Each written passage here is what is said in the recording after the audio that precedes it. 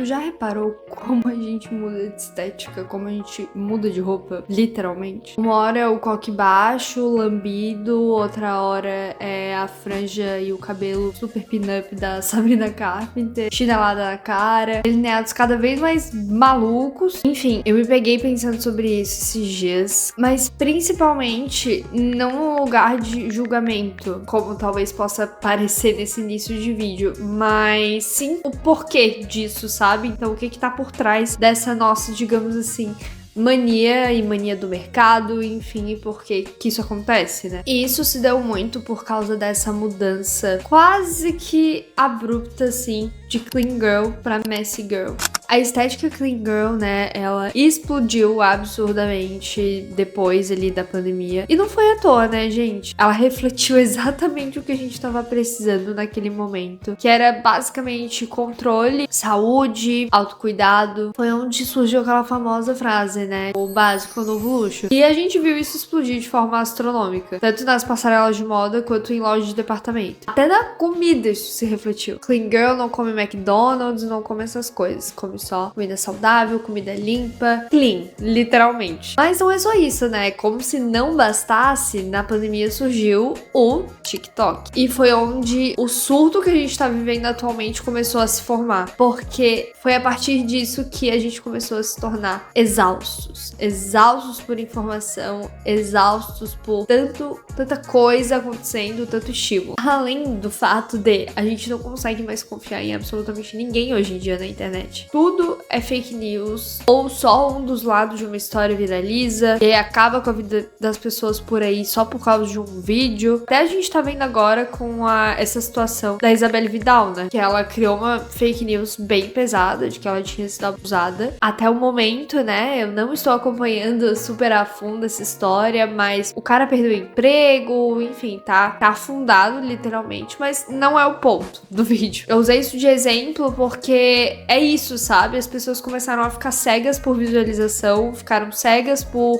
tudo, assim, por fama, por dinheiro. Tudo isso junto fez a nossa cabeça tiltar muito, assim, sabe? Não é como se também, antes da pandemia, não existisse essas coisas. Obviamente não. É muito óbvio que esse período que a gente tá agora, a internet, ela tá inflando coisas que eram muito pequenas. Não que essa situação que eu mencionei seja pequena, mas, sei lá, um vídeo que é postado do teu filho, ele estoura a bolha, chega em mãos erradas, enfim. Então todo esse contexto fez a gente ficar sedento, literalmente, por silêncio, por paz. Mas, como toda ação tem uma reação, com o tempo, essa estética clean girl foi cansando, mesmo tendo nascido em um contexto tão relevante e tão real, sabe? Pra muita gente, essa estética virou uma prisão, realmente, assim. E eu não vou entrar nos pormenores aqui, de que isso também é uma necessidade de se encaixar, enfim, até porque já saiu um vídeo aqui no canal há pouquíssimo tempo da gente falando sobre isso. E isso é uma coisa que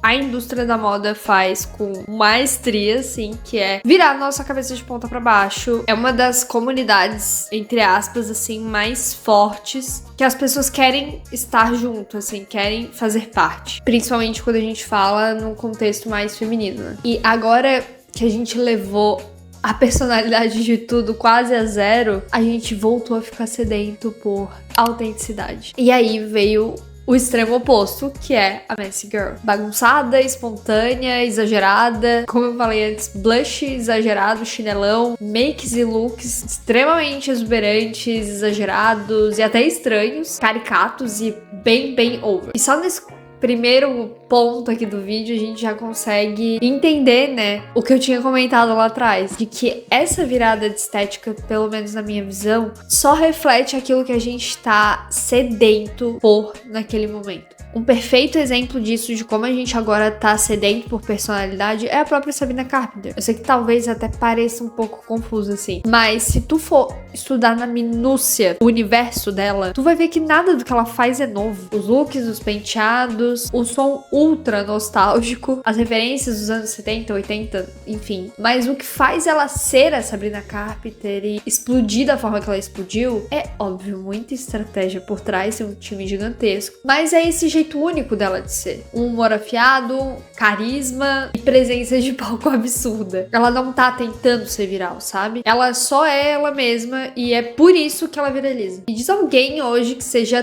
tão sem filtro e foda-se como ela. Não tem. Na verdade, a partir desse movimento agora, das estéticas estarem tão fortes nesses artistas, é que estão surgindo pessoas cada vez mais autênticas e se permitindo mesmo, assim, sabe? E é bem isso, sabe? Foi até essa situação da Sabrina Carpenter, que eu particularmente sou muito, muito fã, que me fez olhar com mais carinho pra esse assunto, sabe? Porque eu tenho percebido como as pessoas hoje em dia têm utilizado desse mecanismo mesmo do hype, da autenticidade, né? Essa necessidade por personalidade pra hypar realmente, né? Conseguir se destacar ali no seu mercado, independente dele qual for, seja moda, seja música, enfim. A gente tem aí a Sabrina Carpenter, como eu comentei, a Chappell Roan, que também tem uma estética fortíssima, a própria Hailey Bieber, que renasceu das cinzas com a Road, que foi a precursora, inclusive, da estética Clean Girl, Strawberry Makeup e etc. Olivia Rodrigo, que tá meio sumida, mas que trouxe muito forte essa estética dos anos 2000, essa estética até bem Avril Lavigne, assim. E como eu comentei lá no início do vídeo, não é o meu objetivo aqui problematizar ou demonizar essas estéticas.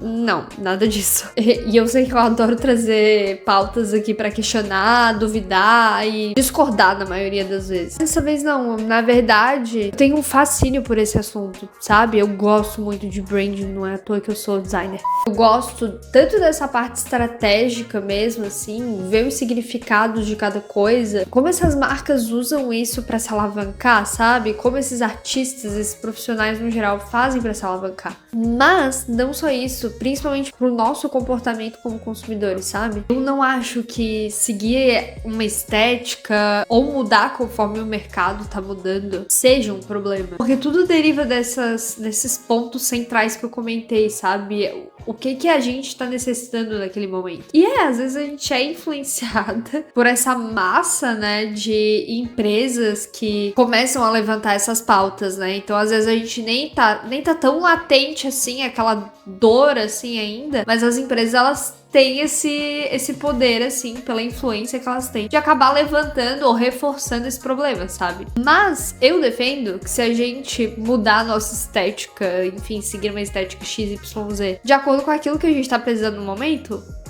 tá show, tá lindo. Eu falei sobre isso no vídeo que eu mencionei anteriormente. E ser autêntico é isso, né? Não é a gente ser a mesma coisa sempre o tempo todo. É entender que a gente vai ter essas milhares de versões até o fim da nossa vida, sabe? Eu, por exemplo, já fui umas 15 Camilas e eu só tenho 24 anos, sabe? A gente precisa se permitir mudar de acordo, sabe? Mas não porque alguém disse que sim, não porque alguém mandou, mas porque pra gente é o que faz sentido. Porque tu sente a necessidade disso, sabe? Porque quando não existiu uma trend, quem vai ser você, sabe? Se tu curtiu o vídeo, deixa o like, compartilha com alguém que vá curtir também esse assunto. Se inscreva no canal. Temos a meta aí de chegar até 1000 inscritos até o final do ano. Quem tá acompanhando aí a série de 180 dias sabe do que eu tô falando. Tem a playlist aqui no canal pra vocês assistirem. Te vejo no próximo vídeo. Tchau!